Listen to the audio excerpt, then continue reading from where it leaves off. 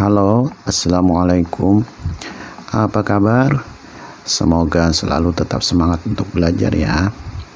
Kali ini kita akan membahas soal materi puisi atau musikalisasi puisi.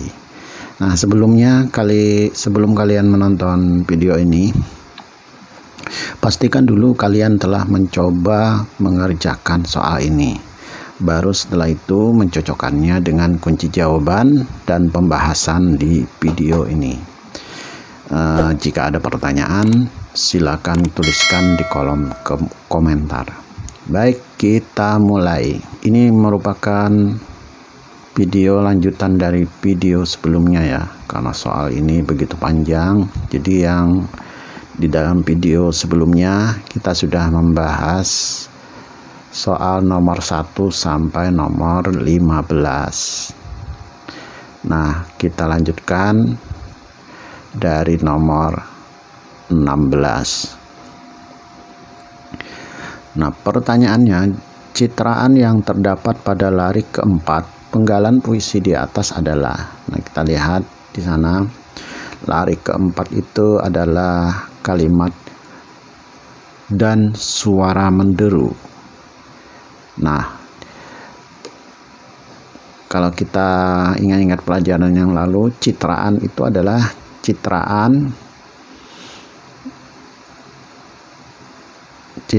adalah efek yang ditimbulkan dari kalimat dalam puisi terhadap panca indera kita, apakah mulut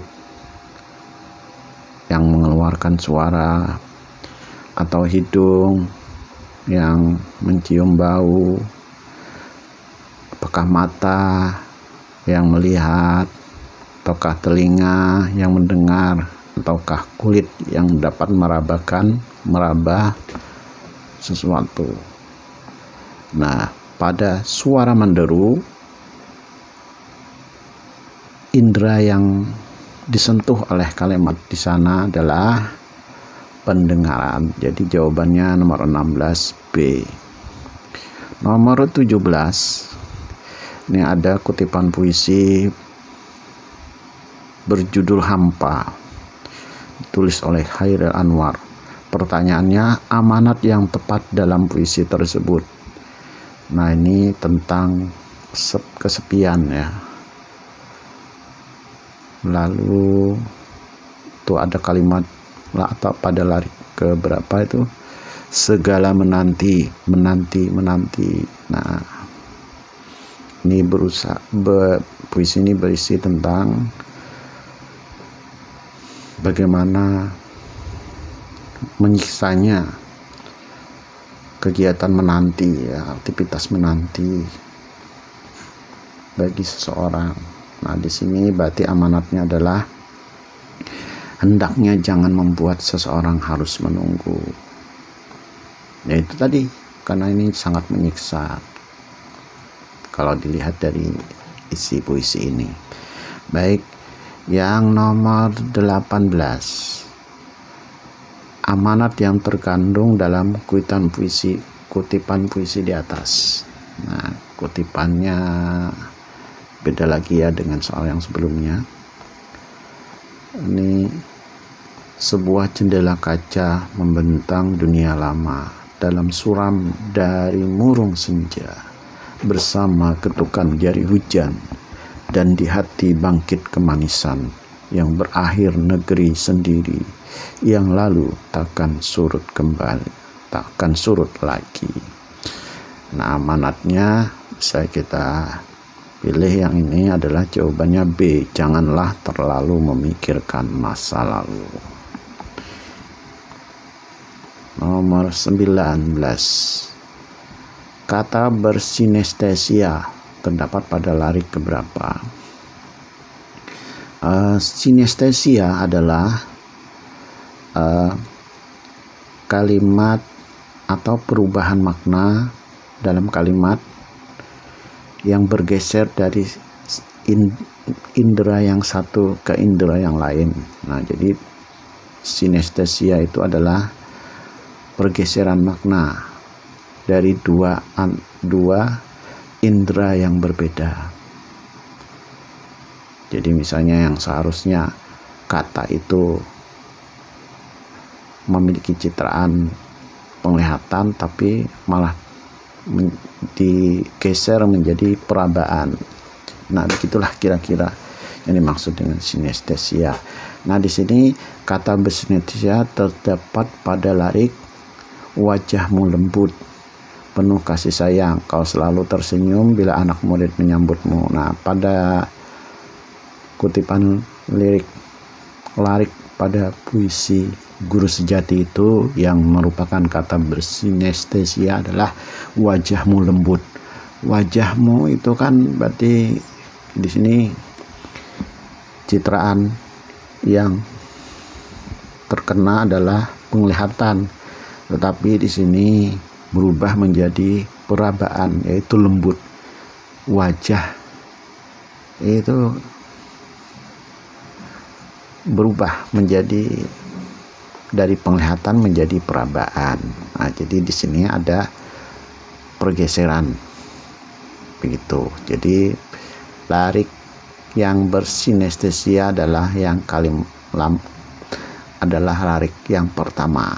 Jawabannya A, nomor 19. 20 ada judul puisi Hidup dan Pesan Nabi karya Taufik Ismail.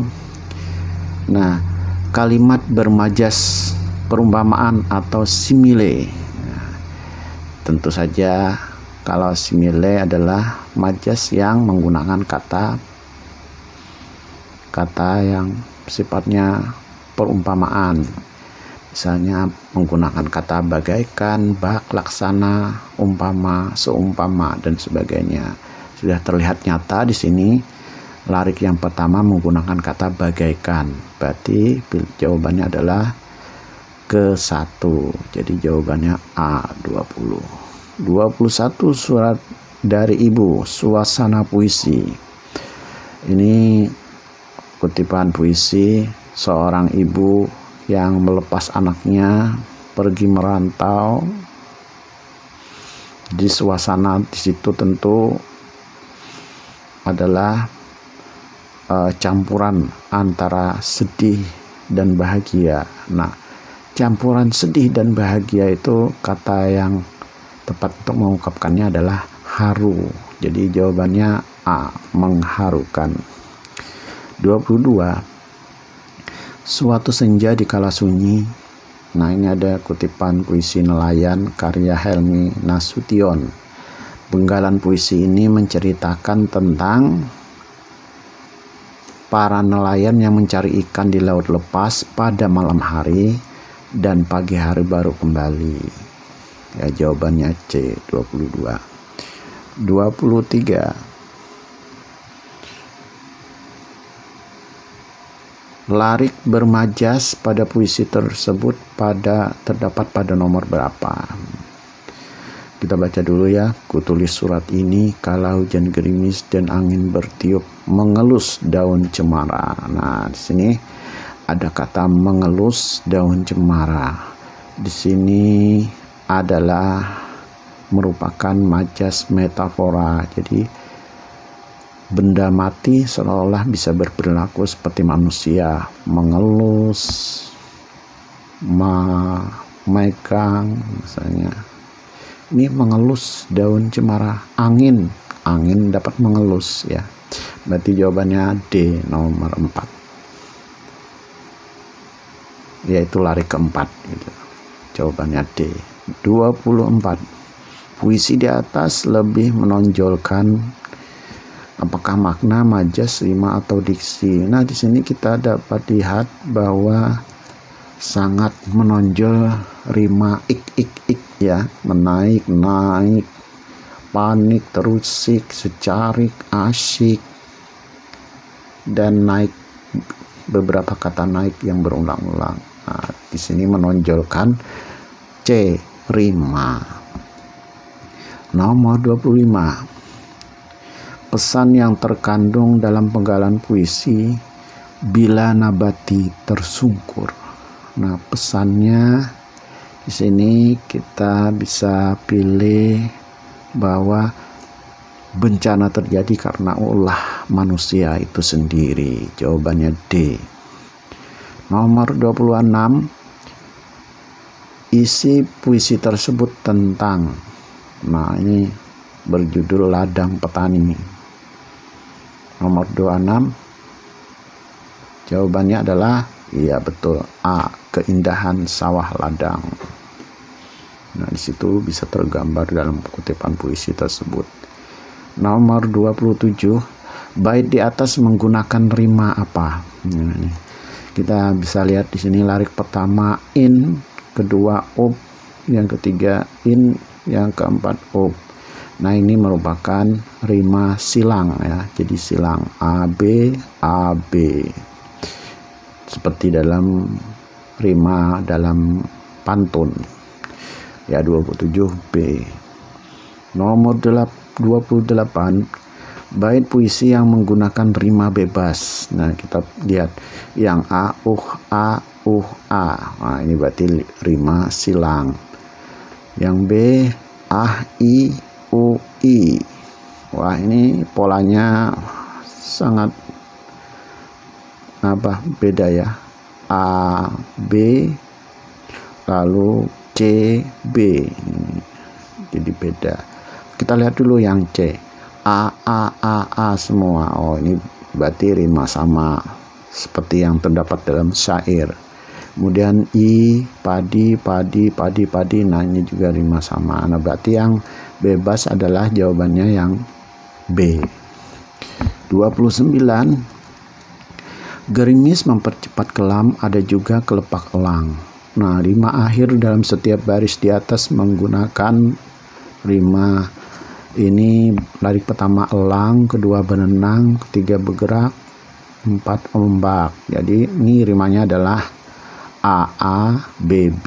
Nah, AA BB itu merupakan rima kembar.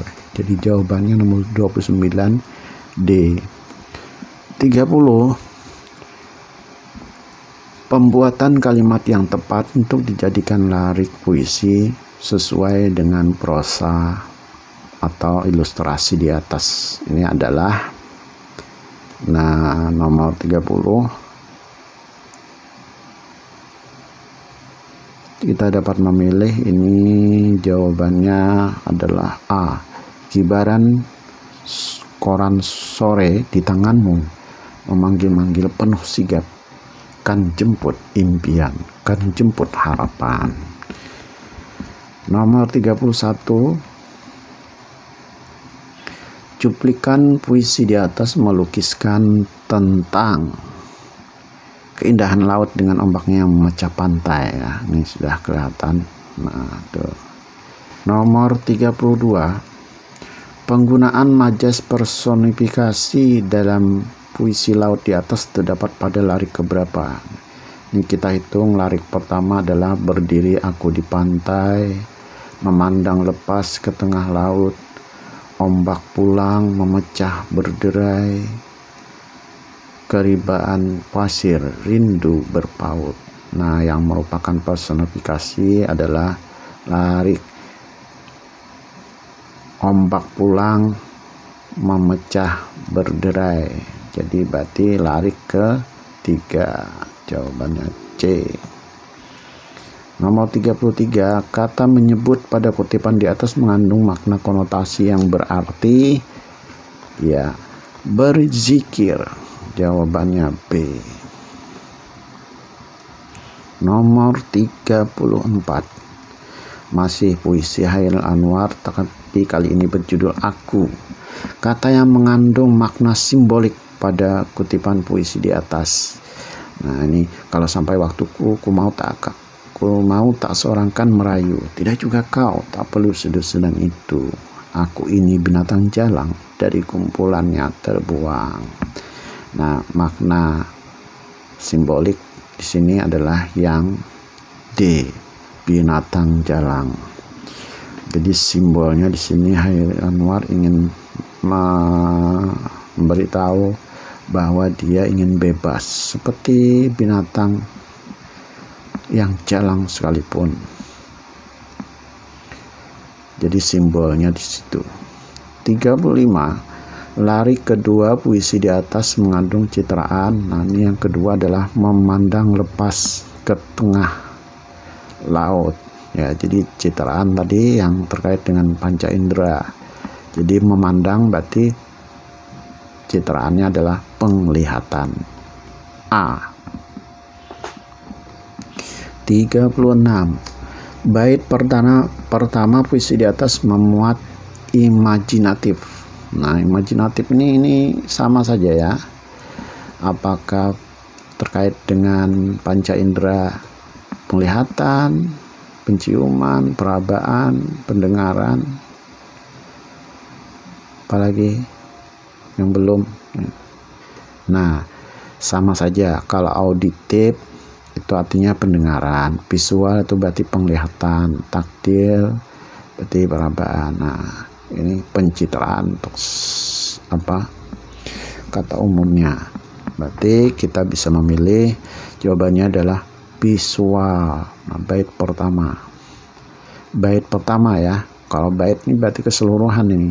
Sebenarnya puisi ini ada beberapa bait. Nah, yang ini merupakan satu bait.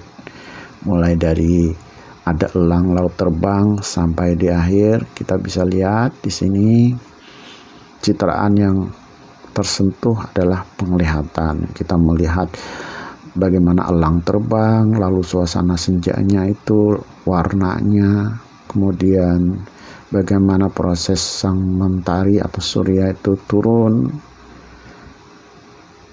ke sarangnya katanya ya. Nah, jadi nomor 36 adalah memuat imajinatif visual, atau kalau kita sebut dengan istilah lain citraan penglihatan. 38. Tema puisi tersebut adalah, nah tentu tentang A. Persahabatan. Nomor 39. Puisi yang sesuai dengan ilustrasi di atas. Nah, kita baca ilustrasinya. Ku berdiri terpaku di tepi pantai, melihat keindahan alam di sekitarnya. Burung-burung berkicau merdu. Matahari pagi mulai bersinar dari arah timur.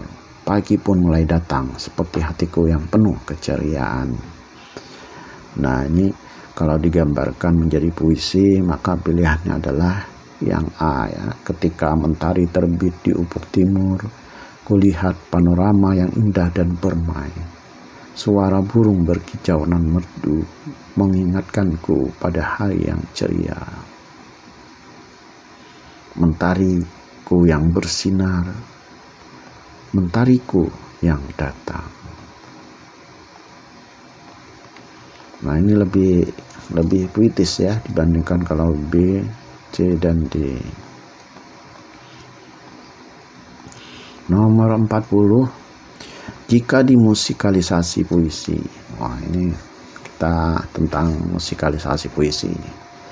Lirik-lirik puisi tersebut lebih cocok menggunakan notasi lagu yang seperti apa? Nah, ini puisi tadi, puisi yang berjudul Aku, kayak Hairil Anwar. Kalau sampai waktuku, ku mau tak sorangkan merayu, tidak juga kau, tak perlu seduh sedan itu. Nah, ini harus menggunakan notasi lagu yang ceria, jangan sendu, jangan melankolis, jangan juga lambat. Jadi jawabannya adalah A. 41.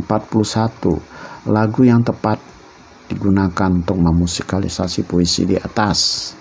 Nah, di antara judul lagu, apakah di antara kalian D. Masif yang sendu itu, ataukah Laskar Pelangi yang ceria itu? Kalau tentang kamu BCL juga slow ya. Apalagi juga ini Manusia Bodoh, karya dari band Ada Band, itu juga lambat. Berarti yang paling cocok adalah yang B. Laskar Pelangi. Kalau sampai waktuku, ku mau tak sorangkan merayu, tidak juga dengan engkau ya, tak perlu seduh sedan itu, bla bla bla ya. Nomor 42. Suasana yang terasa dalam kutipan puisi tersebut. Nah, ini puisi Khair Anwar yang berjudul Doa. Suasananya adalah, ya kalau doa pasti khusyuk. C. 43. Ekspresi yang tepat untuk memusikalisasi puisi doa tersebut adalah tentu ekspresi memelas. Jangan gembira, jangan juga sedih, apalagi kalau ekspresi marah. Memelas ya, karena kita memohon, jadi ekspresinya harus memelas dalam memusikalisasi puisi. Baik, demikian pembahasan kita mengenai jawaban soal materi puisi, musikalisasi puisi. Terima kasih sudah menonton dan jangan lupa subscribe supaya kalian tidak ketinggalan jika ada unggahan video pelajaran bahasa Indonesia lainnya. Jangan lupa pula klik like, komen, dan share video ini ke teman-teman kalian. Terima kasih. Wassalamualaikum warahmatullahi wabarakatuh.